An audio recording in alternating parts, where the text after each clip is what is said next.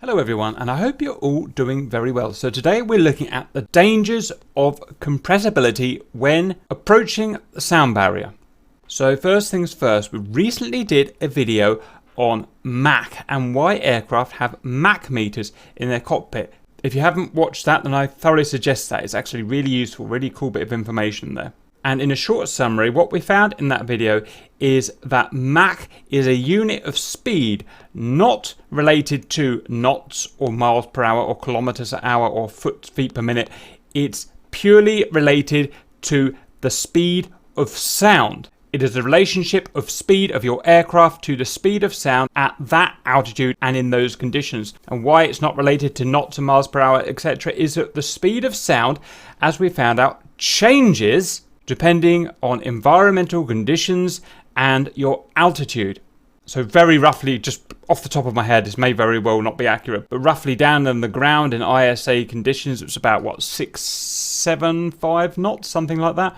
And up at 60,000 feet, it's 450, 500 knots. So it's a massive difference over a change in altitude. And the reason that we need the Mach meter in the aircraft is so that the pilot can prepare himself for or avoid certain Mach related effects. There are lots of nasty effects when certain types of aircraft reach the transonic area before Mach 1, before the sound barrier, that the pilot has to be aware of. One of them we looked at in another video is Mach tuck, which is a nasty condition where the front of the nose pushes down towards the ground when we are approaching the sound barrier. And an even bigger one, what we're looking at today, is compressibility. You have to know your Mach so you can avoid the deadly effects of compressibility. So what actually is compressibility in kind of scientific terms? Can I kind of show you a nice little chart to show you what it is, like we did in Mach tuck? Well, no, not really is the answer. The fact is I'm just not smart enough to fully understand compressibility. In fact, if anything, I need you guys to help me out with this.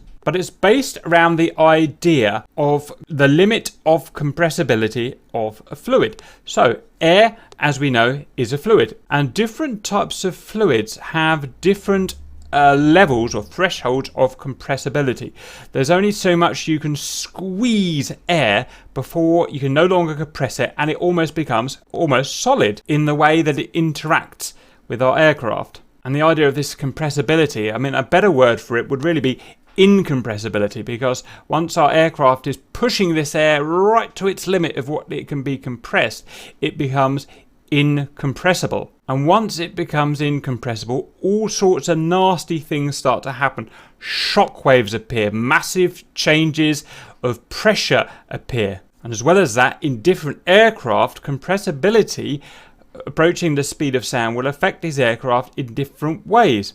But the general resounding theme through all of the aircraft that are affected by compressibility is that they lose control of their control surfaces, be that their elevator or their ailerons or their rudder or whatever. And in some cases you can even get reversal of these control surfaces, so you can turn your aircraft one way, but because of the effects of extreme compressibility it will actually turn the other way. So this is showing you why this is so dangerous. Now, this was prevalent in the 1940s. By the end of the 40s, this had been sorted out, and aircraft from the, say, early 50s onwards had then dealt with this and were not affected by this, or not affected by this much. But in the 40s, it was absolutely deadly and not very well understood. And it led to the erroneous thinking in the 40s that the sound barrier was a physical barrier, a brick wall that could not be penetrated by aircraft. Of course, it just took a decade of science and understanding to learn that it could be penetrated. And nowadays we see the Mach 2 or Mach 3 aeroplanes that we can see today. So what we'll do, I mean, this is actually quite a good website for this. It's got some easy to understand anecdotal things to look at. So what we're going to look at is some anecdotal examples in here in Wikipedia. I don't think we're going to go into the science anymore. If you guys want to link some more scientific pages, then please do that. But to be honest, I want to keep this relatively simple. And then what we're going to do is jump into DCS, and we're going to see which of these effects is modelled and on which aircraft. You know, realistically it's going to be the 1940s World War II fighters, but as well as that, kind of late 40s, early 50s aircraft may well be affected as well. We're talking about the Sabre, that was subsonic so it's not designed to go through the sound barrier, so we may see compressibility on that airframe. And the MiG-15 may also be affected. We may have problems with control on the MiG-15, so we'll give that a go. So, early problems. This is in the propeller aircraft. The tip of the propeller on many early aircraft may reach supersonic speeds, producing a notable buzz that differentiates such aircraft. So what they're saying is aircraft that do have a supersonic tip are extremely loud. This is undesirable, as the transonic air movement creates disruptive shock waves and turbulence. It is due to these effects that propellers are known to suffer from dramatically decreased performance as they approach the speed of sound. It is easy to demonstrate that the power needed to improve performance is so great that the weight of the required engine grows faster than the power output of the propeller can compensate. So this is us reaching in the kind of mid-40s, reaching the end of what propeller aircraft can actually do, and the requirement of Frank Whittle and his jet. Just skipping aside there, actually, my granddad actually worked with Frank Whittle on the first jet engine, which is very cool. Maybe I'll do a video about that one day.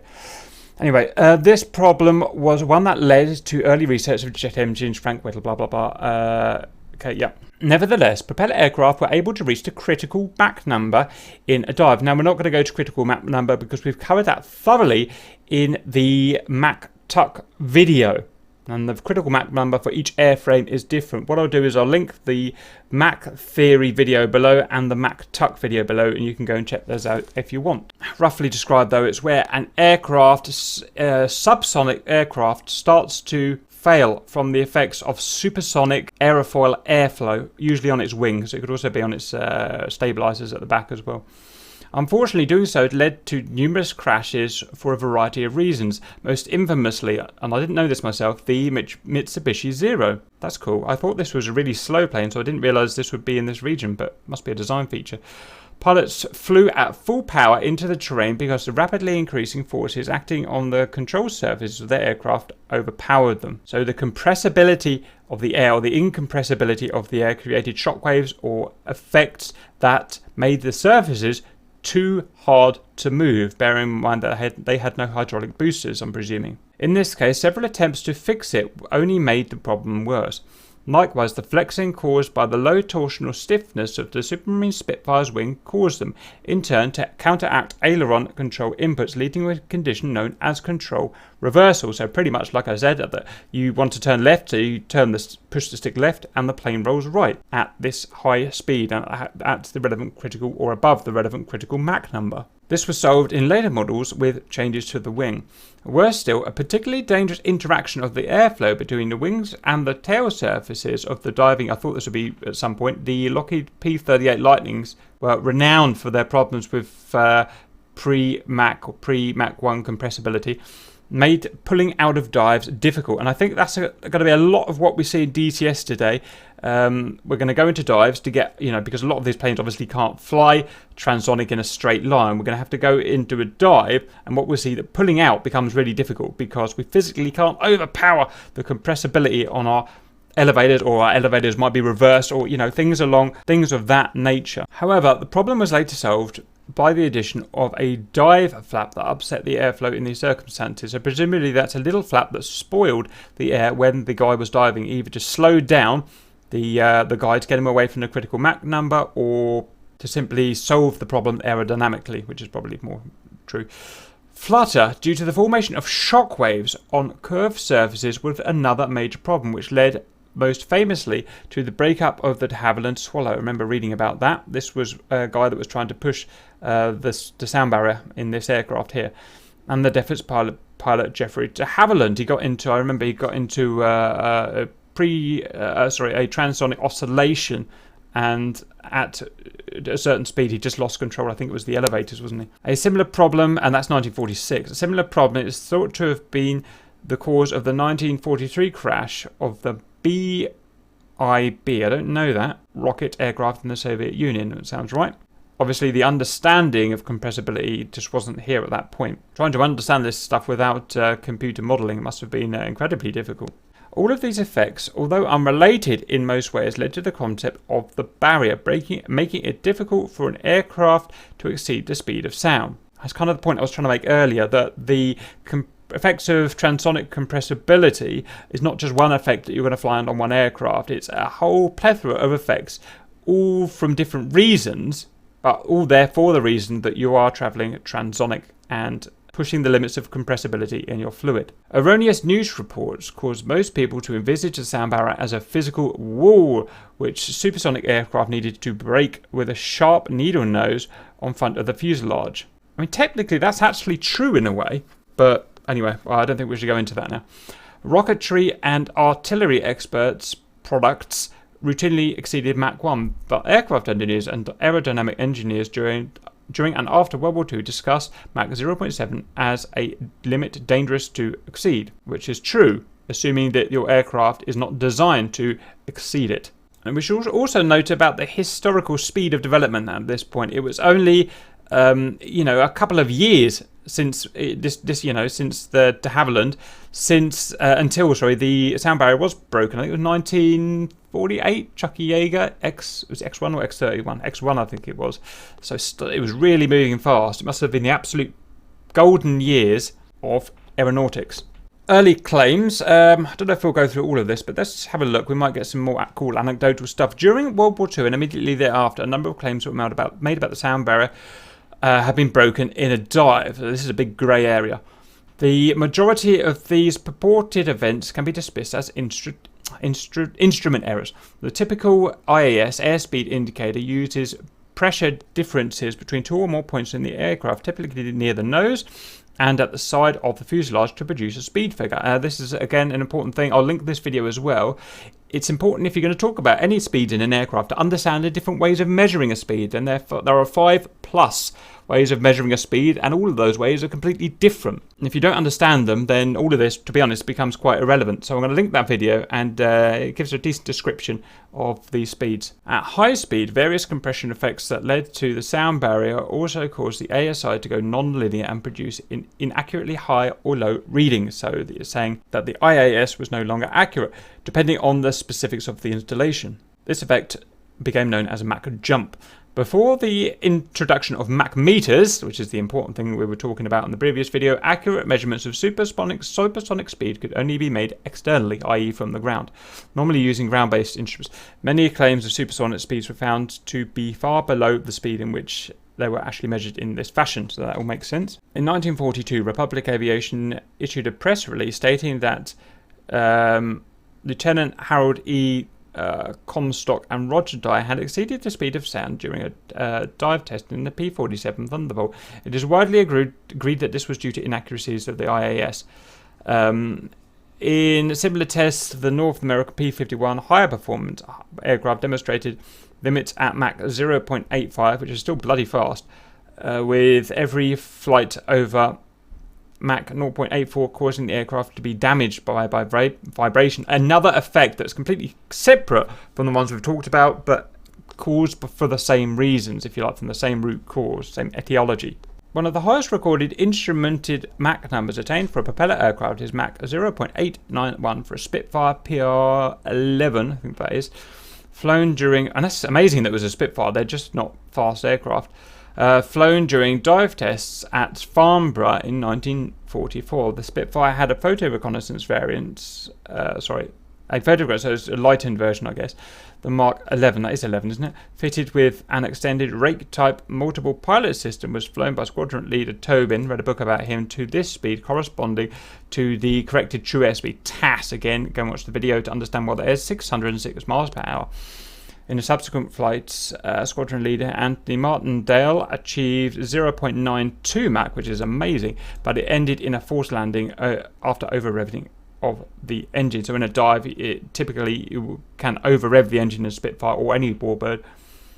Very dangerous thing to do. In the 1990s, so we'll skip to sub-contemporary, Hans Mutka claimed to have broken the sound in April 9th, 1945 in the Messerschmitt Me-262 jet aircraft. So it's that baby there, the first world's first jet aircraft.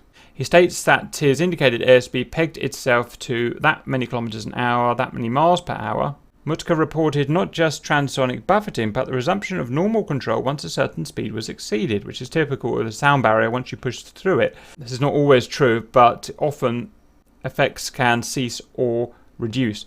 Then a resumption of severe buffeting once it's slowed down again. He also reported a flame out, and it's typical that an engine like that that's not designed for supersonic flow, inlet flow, would flame out. This claim is widely disputed even by pilots in his unit. All of the effects reported can occur at lower speeds, unreliable AIS.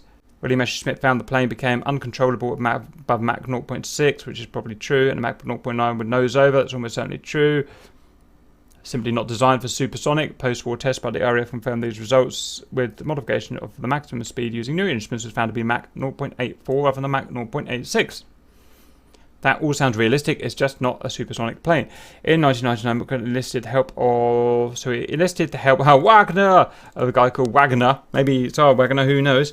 And he did computer modelling, and it became possible but inconclusive. Now, I'm not going to read any more on the 262 because we don't have it, and it's starting to become a bit irrelevant.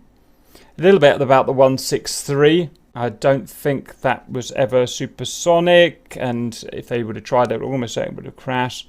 What's this? A Luftwaffe test pilot, Lothar Sieber, April 1922.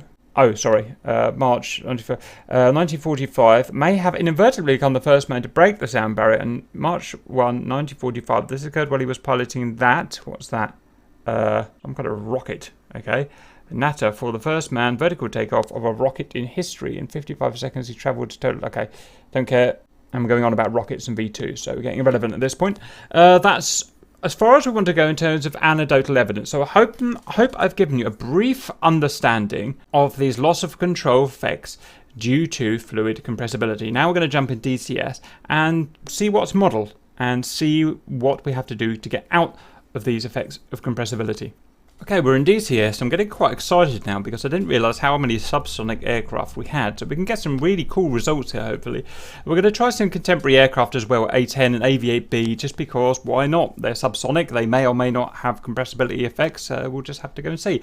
I'm probably not going to try all of these because this is going to be a 2-hour-long video, but we'll see how we go. We're not going to do it particularly thoroughly. We're going to fly as high, as high as the aircraft will go, more or less. Put it in a dive and see if we can get some sort of compressibility effects, lack of control, reversal control, whatever. And we'll do our predictions as well. Okay, predictions. I think it's highly unlikely we'll have any compressibility effects in the A10C. The reason is I just don't think it can go fast enough. It's just too unaerodynamic, and I just don't think it's going to go above about 350 knots, at which point it won't be pushing the compressibility of the fluid at all. Out of interest, the most likely thing that we're going to see is a loss of control where a surface, or a control surface, is only part of the wing or the stabilizer. So what I mean is, you see this elevator down here. In fact, let me just... So you can see that bit there, the elevator, is just part of the stabilizer, the rear part. That tends to be where you get a effect of compressibility. Whereas if we had what we call an all-moving stabilizer, like in a supersonic aircraft, like in an F-15, F-16, whatever, that generally is not affected by, or majorly affected by, compressibility. Again, the same here. Ailerons, you can see they are the rear part of the wing, so it's likely, for reasons again that I don't understand the actual fluid dynamics of this, that they will become irrelevant or reversed or whatever. Other than that, we've got hydraulically boosted controls, so we've got the manpower to do it. Let's just see how high we can get them quickly. Right, down we go. And what we need to do, remember that there is IAS, it has no real bearing on what we're doing. What we really want here is a Mach meter. I mean, that's not true. It does have a bearing on what we're doing, but what we want is a Mach meter. I don't think we have a Mach meter in here. I don't think we're getting anywhere near fast enough. We're only at TAS 300 knots. Actually, that looks like it is actually TAS. Sorry, I was being a prat there. I had it set up wrong. Right, true speed, we're at 470 knots actually. Right. So we're actually an okay Mach. That's what, Mach 0.7, 0.8. So we're actually getting in probably past the critical Mach number of this aircraft. So let's just see if I have any effects of maneuverability. No, everything is perfect. It rolls a little bit funny, but no real loss of control. It's shaking, so it's buffeting. We're at 520 max, so we're going up in speed. But remember that sound barrier is higher in terms of knots down here. So if we're actually increasing our Mach, I'm not actually sure. And one problem we're going to see with these aircraft that we're doing, because they're not suitable for this, they're not going to have Mach meters. So we're going to have to do the interpretation ourselves. Again, that's back Mach 0.7, 0.8. Buffeting. There, we've lost control. We've lost control. Right, so that's great. So the first plane we've come to is lost control. What I'm doing now is I'm pulling fully back on the stick, and I'm getting no ability to actually pull out of this dive. Let me just prove that to you. Pull back on the stick. That is, you can see it's only going down to there, and that's because it's physically, the hydraulics can no longer pull that any further back. I am actually pulling my stick fully back, I can assure you. But there's nothing I can do to pull out of this. Oh, just as I got lower. And now it's rolling to the side, and I am not rolling it to the side, it's doing it all itself. I physically cannot get out of this. Oh, just.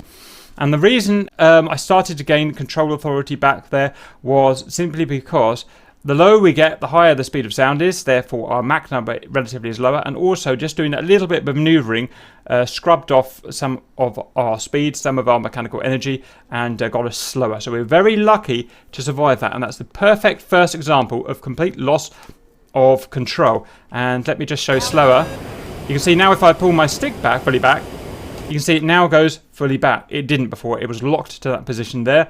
And the rolling left and right was nothing to do with me. I can assure you it rolled left all on its own. Okay, great. Great first example. That's as thorough as we're going to be, because we just don't need to be thorough. It is modelled and modelled well in the A10C, probably the same as the A10A. Let's do the next. Aviate-B. Now this is going to be interesting. Although it's not a supersonic jet, it has a lot of supersonic features.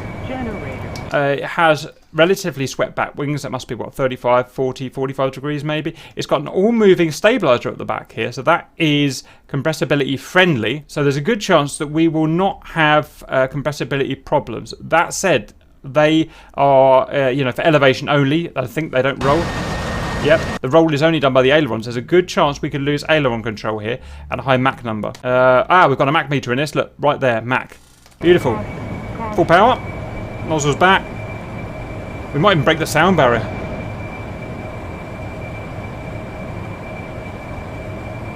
Shaking. It does not feel comfortable. It's supersonic. Look at that. That is a supersonic Harrier. Amazing. Right.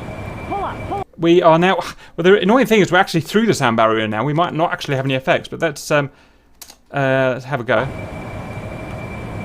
Limited control, but good control. Aileron control. Let's see what happens when we get below Mach. So we're transonic now. Perfect control.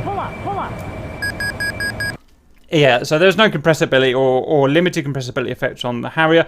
I had full control of the elevators and, if anything, extra control of the ailerons. So let me know what you guys think, whether you think that's realistic or not. I haven't got a clue, obviously, but presumably it is. It generally is a pretty good model. And that's the first time I've gone supersonic in a Harrier, which is pretty awesome. I didn't actually know I could do that, so it's cool. Right, why don't we skip to... let's kind of go down in terms of kind of speed. So what's next fastest? SU-25. Absolutely no idea. I mean, it's a low fidelity model, so I don't expect much from this, but you never know. Oh, she's fast. Have we got a Mach meter? Let me just... I'm not used to this cockpit, but I think that might be a Mach... Where's my cursor? I think that might be a Mach meter there. So I think we're going 600 clicks per hour airspeed. And I think there it's saying we're 0.92 Mach. I may have that completely wrong. Let me know what you think. With true airspeed, 500 knots. At 20,000 feet, I don't know. I really don't know that one. I guess we'll just see what happens.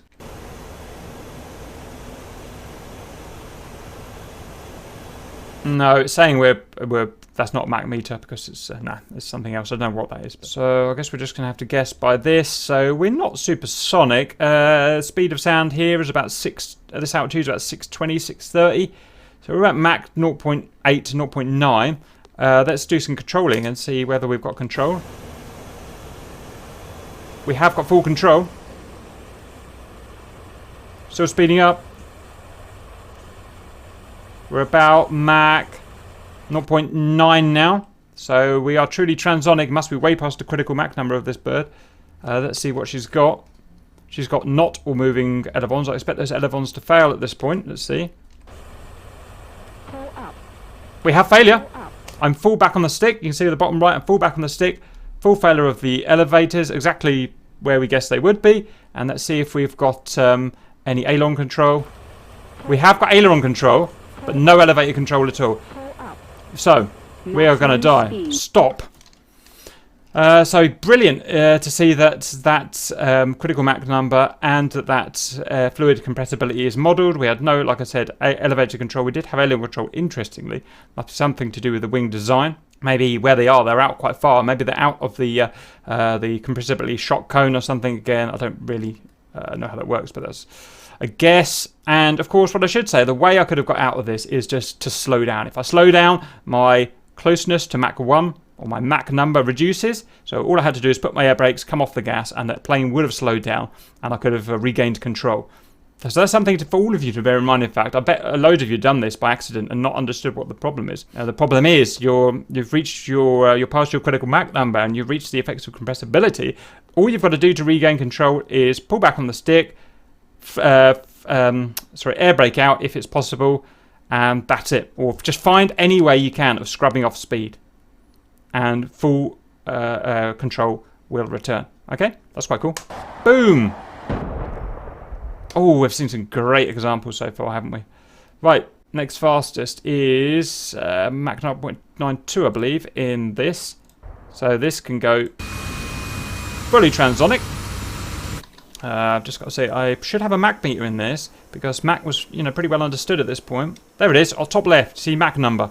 Right, Mach 0.92 officially. We should start losing control, I believe, according to the book I've just read. Got my controls up. Right, we are about to go supersonic in this thing, I think. Still got good authority.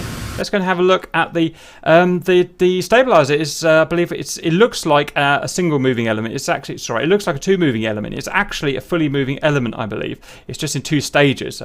Something to do with the design. I'm not going to be able to show that off to you, I don't think. I think you just have to take my word. I'm pretty sure I'm writing that. Maybe I'll show it again in a second. Whopping great ailerons on this thing with the swept wing. Transonic early 50s, you had to have ailerons the size of a house to get any authority. That's just how it was back then. Maybe I'll do a video on that. No, right, I've lost aileron control. Almost. Look, left, left, left. Possibly even control reversal. Full stick left. Nothing.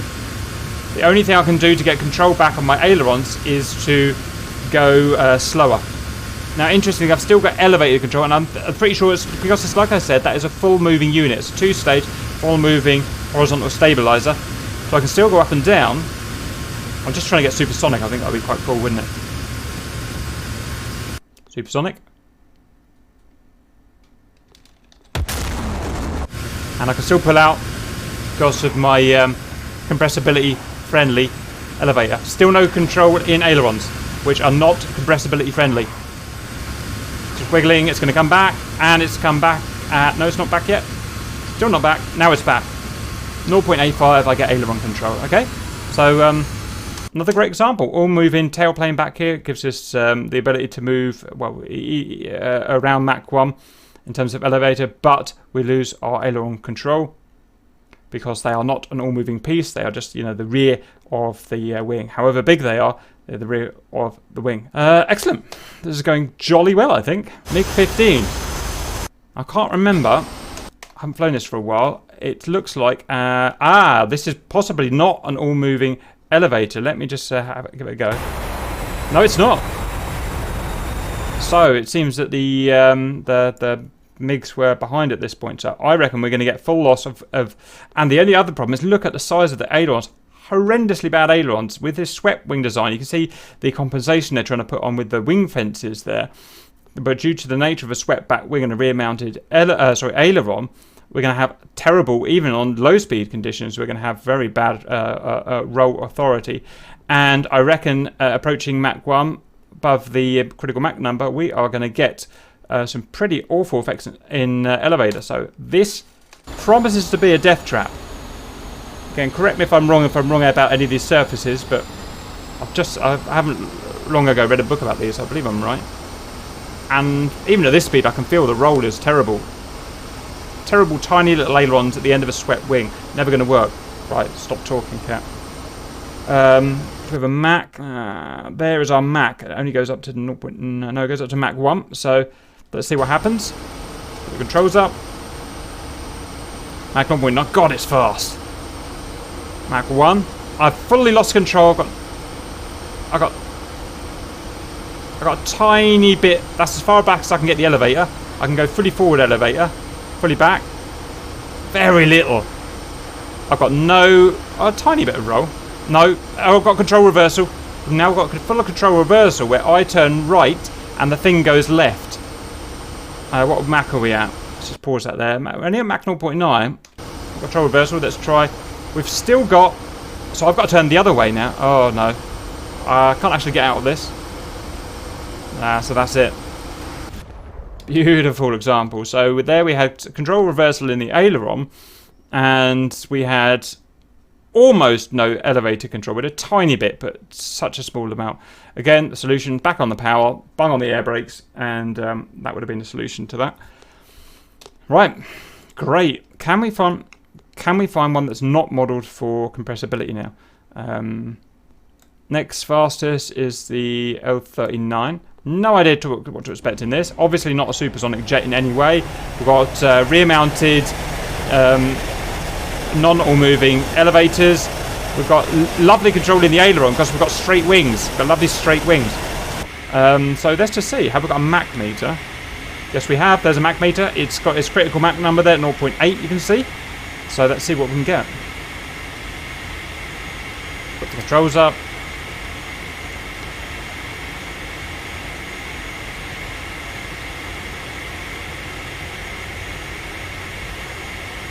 I can't actually see what Mach we're at.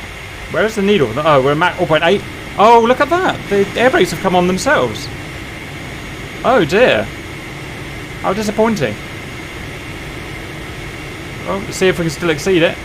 Still got full control. No, we're getting slower now. Yes, I've lost control. I've lost control. Look at that. I've lost control. No control anywhere at all. Stop. What happened to the jet? Oh, all of the control surfaces were ripped off. Oh, what a cool model jet that is. I'm going to have to start flying this more now. So the interesting thing there was when I got past the critical Mach number in this plane, automatically the thingies were deployed, the speed brakes. And but once I just forced it into the thick of air, everything was just ripped off the plane, which is great. Obviously, no control. So, I mean, that wasn't this video. There was no real effective compressibility there. That was just, structural failure. Maybe related to compressibility. Not really, I don't think so. But let's see what you guys think. Maybe buffeting, compressibility buffeting, maybe. Something to do with that. But great to see all that's modelled. Really good. The solution there would have been just come off the power, get back above the critical Mach number, sorry, below it. And Bob's your uncle, C101. Got to do them all now, it's so cool. Okay, I want to start flying this jet more. We've got a new campaign coming up where I'm going to start flying it. Great jet, great jet. Look at a beautiful, beautiful cockpit. That is my kind of cockpit. Dials everywhere. There's a Mach, it's very, very slow at the moment. Full power, of which there is absolutely none in this jet. Okay, we're going for it. Oh, look out. Doesn't show the critical Mach number in this, so we're going to find out the hard way. Quickly have a look at it. We've got, as discussed before, everything here is terrible for high speed, so we're going to have all the problems that we predicted earlier, possibly even structural failure. Oh, look out!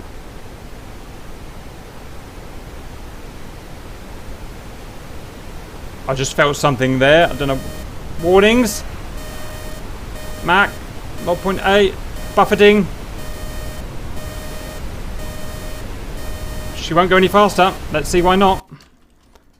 She just physically, there's no air brake or anything that's come out. We've just hit a plateau there of 0.8. I don't think we're going to see any compressibility effects. It just can't go fast enough, which I'm actually a little bit surprised about. And it seems to be below the critical Mach number of the aircraft because I'm getting no obvious changes. We are the centre of, no, not even the centre of pressure is changing. Roll is good. Well, it's weird, but it's good. Elevator's amazing. Oh dear. For whatever reason, in this model in DCS, you just can't get through that critical Mach number. It's just not fast enough. It's too draggy. I'm a little bit surprised about that, actually.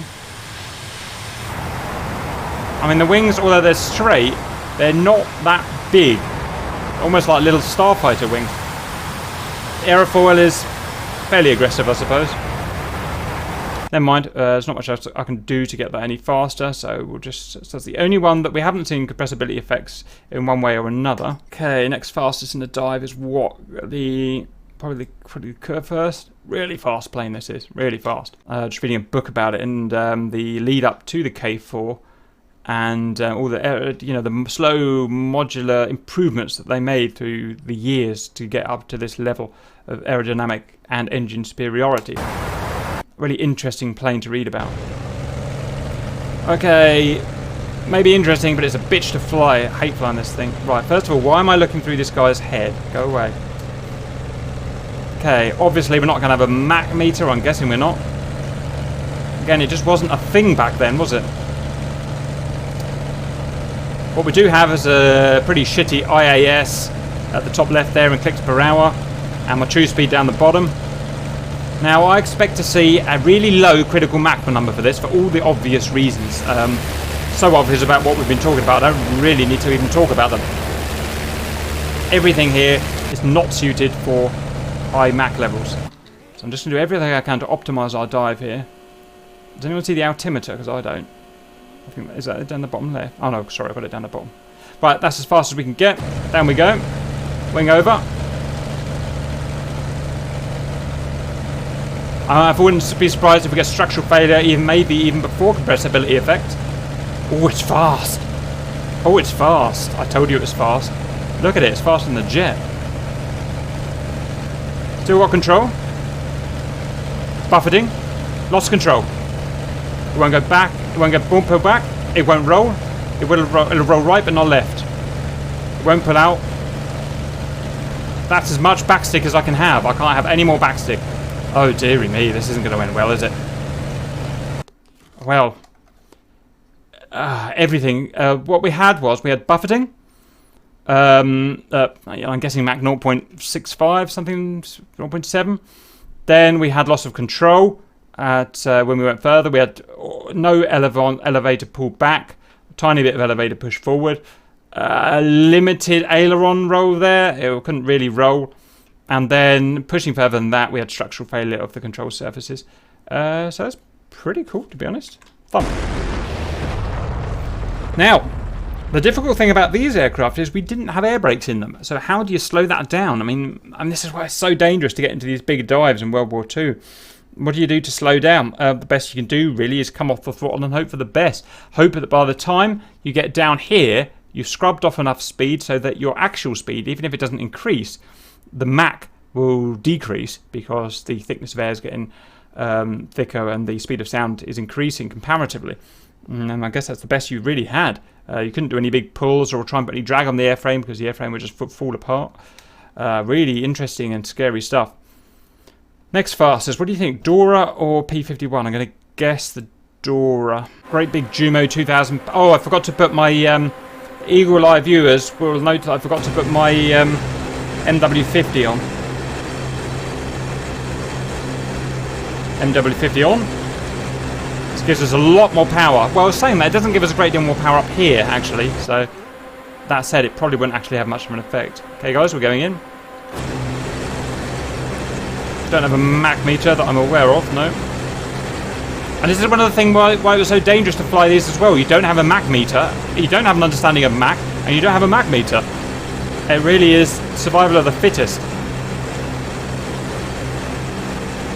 Okay, buffeting's just started at 470 knots, Mach 0.65-ish. I'm just doing that in my head, roughly 7 maybe. Put the controls up. Let's see what we've got. Aileron, good aileron. Elevator, good elevator. This appears to be a better airframe. Good elevator. Ah, look at that. It does not suffer from compressibility. And it's not getting any faster. We've plateaued. Oh dear. That may have been me wiggling the controls around. I'm not really sure. So we're in an interesting position here where our true speed, that is the actual speed that we're moving through the air, is static at 505 knots. But if there were effects of compressibility, but there aren't, I can't feel any, then our situation as we get lower will be actually getting better, because the speed of sound is actually increasing at this point, so our Mach number will be getting lower. That said, we didn't seem to have any effective compressibility. What do you guys think about this with reality? With the Dora, or the 10190 in general, how compressibility effects? Do we have stories of these things going down in dives, like the Messerschmitt and the Spit, and possibly the P51? There's a fast bird. I really thought that would have been affected by compressibility. At some point, we've got structural failure, as we've got here, but that's not compressibility per se. As far as I understand, that is just, but it's not the compressibility that we're looking at, which is loss of control. So that one's an interest. It's either an interesting one or a disappointment. I'm not sure. I'm gonna have to let you guys with your big brains tell me if you think that's accurate or not. But it is interesting. And it makes me want to fly the Dora more, because you know I can't over-compress, although I can fall apart. P51's next, and then the slow R Spit. I hate this plane, and I hate it probably because I just haven't learned. This was the one warbird I haven't learned to fly properly. No, that's actually not right. This and the 109 are the warbirds I haven't learned to fly properly yet, and that's why I don't like it. I should learn to fly it properly, I know. Don't have NW50, supercharger's already on, so let's just go. We're just slowing down now, look. I may have done something wrong with the supercharger, I don't know. I don't care enough to find out at the moment. Let's just hope for the best. Same predictions as ever. I expect compressibility effect. I expect loss of control. No Mach meter. Okay, we're getting to the... Oh, buffeting. And loss of control. No, we've got control. That's max after. We've got good control. 550 and over rev of the engine. So before we get so in the Dora and the sorry, what's this? The P51. Before we get the effects of compressibility, which I'm surprised about. Why do we think that is? I mean, they weren't designed. If Mac wasn't, aware of it at the time. How did they know how to design it to beat compressibility? Is it? Anyway, one way or another, we get structural failure, engine failure and structural failure, over rev and structural failure before we get any effects of compressibility or noticeable effects of compressibility on the control surface. Again, let me know what you guys think. As far as I'm aware, we did have effective compressibility on the P51 in reality. However, I stand to be corrected as ever. I may just have that wrong. I've not read any books on the P51. Right, let's finish her off.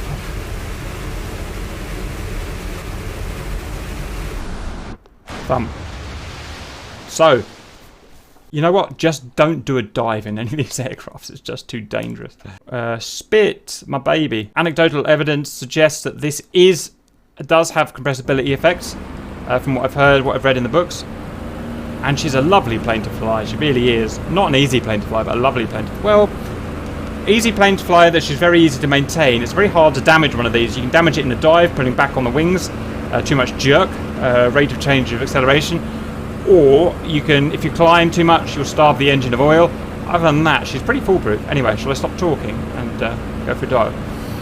Now, she's not very aerodynamic, so I don't expect her to go very fast compared to the other boys. But I do expect compressibility effects.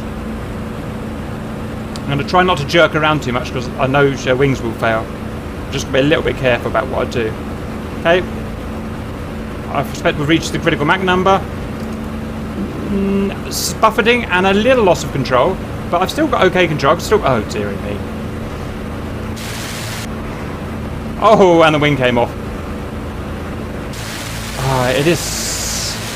It is annoying that happens.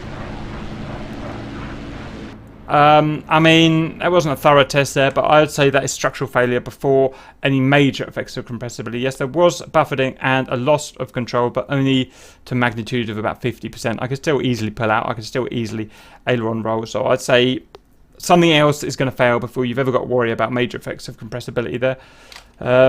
Which has kind of tally up with those anecdotes we were looking at earlier. They said they got... well, no, they said they made it supersonic, didn't they? Did they? No, they didn't. Sorry, I was being an idiot. No, they said they got past their critical Mach number, but the airframe's always got damage. That's what it said, didn't it? So yeah, so that roughly tallies up with what's in that book. What's on the screen, sorry. I-16, but it's Russian, so anything could happen.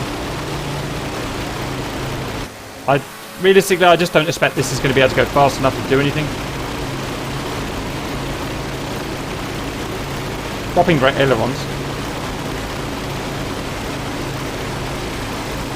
So slow, even straight down, it's so slow. I've got full control. I just don't think we're going to get past Mach 0.5, to be honest. 0.6, 0.65. Something's fallen off already. Yeah, but Jesus, what an aeroplane. So even by the time we got to, what, 450 miles per hour, bits were already shedding off it. So there's no way to even test compressibility because we can't compress the air enough. So giving up on that one. Anything else? Yeah, I don't know why I'm bothering, but you never know. Everything about this says it's not going to get fast enough.